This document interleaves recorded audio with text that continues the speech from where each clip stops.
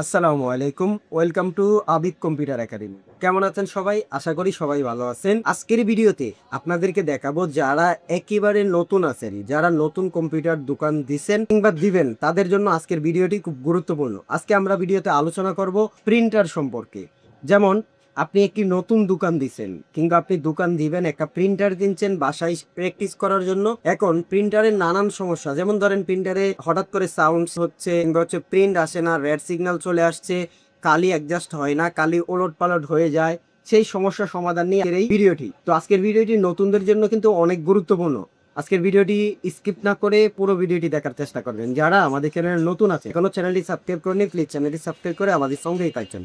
তো কথা না বাড়িয়ে চলো আজকে মূল ভিডিওটি শুরু করি। তো ভিডিও শুরুতে আপনাদেরকে প্রথমে যেটা দেখাবো সেটা হচ্ছে, ধরেন আপনার ইপসন প্রিন্টার, ব্রাদার প্রিন্টার বা যে কোনো ব্র্যান্ডের প্রিন্টার হোক, সেটি আপনি সমাধান করতে পারবেন আপনি নিজে। শুধুমাত্র আপনার আত্মবিশ্বাসটা থাকতে হবে যে আমি পারবো, সেটাই। আপনার সার্ভিস কোয়ালিটি নিয়ে যাওয়া দরকার পড়ে না। ইপসনের যত প্রিন্টার আছে, সমস্ত প্রিন্টারের যদি আপনাদের রেস্টার চলে যায়, যেমন আমরা যখন প্রিন্টার দিয়ে প্রিন্ট করি, প্রিন্টারে একটা নির্দিষ্ট পরিমাণ প্রিন্ট আছে, যে এত পেজ যদি আপনি প্রিন্ট করেন তখন কিন্তু আপনার প্রিন্টারটা রেস্টার্ট করতে। তো রেস্টার্ট করার জন্য কয়েকটা রেস্টার আছে, যেগুলো আমি আমার টেলিগ্রাম চ্যানেলে আপনাদেরকে এর আগে দিয়ে রাখছিলাম। আরো যতগুলো আছে সবগুলো আপনি দিয়ে দেবো, আমাদের টেলিগ্রাম চ্যানেলে কিন্তু সেটি পেয়ে যাবেন। ব্রাদার বা অন্যান্য ব্র্যান্ডের কোম্পানির যা আছে, ধরেন আপনার প্রিন্টারটা সাউন্ড করছে, এতটা সাউন্ড করছে যেটা বলার মতো না, সাউন্ড কোয়ালিটিটা বেশি হচ্ছে, কিংবা আপনার প্রিন্টারের রেড সিগন্যাল চলে আসছে, আপনার প্রিন্টার দিয়ে প্রিন্ট হচ্ছে না। তো এরকম সমস্যাটি সমাধান করার জন্য সবচেয়ে বড় ওয়ে হচ্ছে আপনার জন্য একটা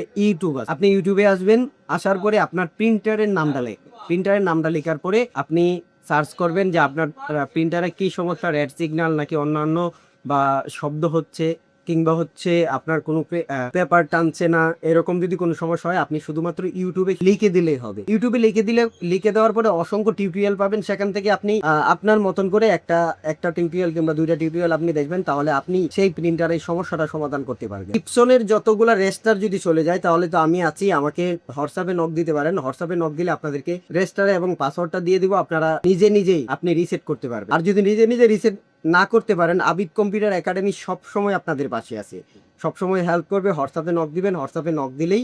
প্রিন্টারের ক্ষেত্রে সাধারণত সবচেয়ে বড় সমস্যাটা হচ্ছে ধুলাবালির কারণে প্রিন্টারের সবচেয়ে বেশি সমস্যা হয়।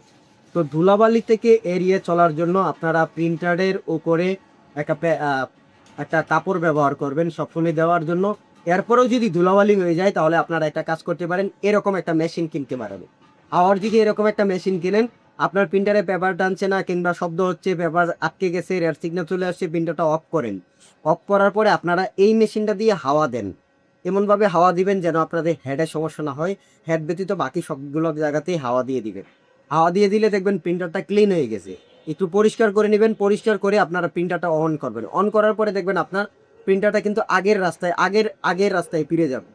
তো নর্মালি ক্ষেত্রে আপনার প্রিন্টারটা সেভ রাখার জন্য আপনি সবসময় প্রিন্টারের উপরে একটা কাপড় ব্যবহার করেন।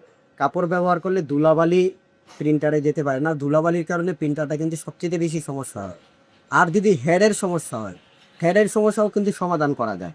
যদি আপনি নর্মালি 1-2 দিন আপনার প্রিন্টারের সামথিং কিছু যদি নিজে সলভ করতে পারেন, আপনি যে কোনো একটা টিউটোরিয়াল দেখে, অসংখ্য টিউটোরিয়াল পাবেন ইউটিউবে, সমস্যা নাই।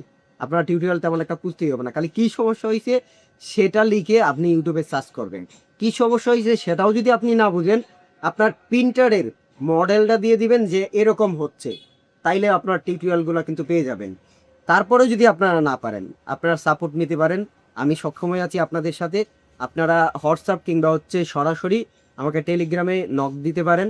আর যতগুলো রেজিস্টার, পাসওয়ার্ড বা যা কিছু ড্রাইভ লাগে টেলিগ্রাম চ্যানেলে দেওয়া আছে আপনাদের জন্য, সম্পূর্ণ ফ্রিতে এগুলো পেয়ে যাবেন। আর সবচেয়ে বড় বিষয়টা হচ্ছে কম্পিউটার একাডেমির অল প্যাকেজ। যারা নতুন স্টুডিওর দোকান দিকে যাচ্ছেন, চুক্তিপত্র সহ, টিভির ফরম্যাট সহ, পিএইচডি ফাইল সহ, অল পিএইচডি ফাইল, যেগুলো একটা স্টুডিওর দোকানের জন্য অত্যন্ত গুরুত্বপূর্ণ। একটা স্টুডিও দোকান চালানোর জন্য যত ফরম্যাট আছে সব পেয়ে যাবেন আপনারা আবিদ কম্পিউটার একাডেমির স্টুডিও অল প্যাকেজে। যারা এখনো এই প্যাকেজটি নেন নাই, তারা আমার ভিডিও ডেসক্রিপশন বক্সে আমার হোয়াটসঅ্যাপে নক করতে পারেন। হোয়াটসঅ্যাপে নক করার পরে আপনারা কিন্তু এটি পেয়ে যাবেন। আর প্রিন্টারের সমস্যা সমাধান করার জন্য আপনাদের প্রধান ওয়ে হচ্ছে একটি টিউটোরিয়াল দেয়া। আপনারা যখন ইউটিউবে টিউটোরিয়ালগুলো দেখবেন আপনার প্রিন্টারটা লিখে, তাহলে আপনার প্রিন্টারটা, আশা করা যায় আপনার প্রিন্টারটা আপনি নিজে সলভ করতে পারবেন।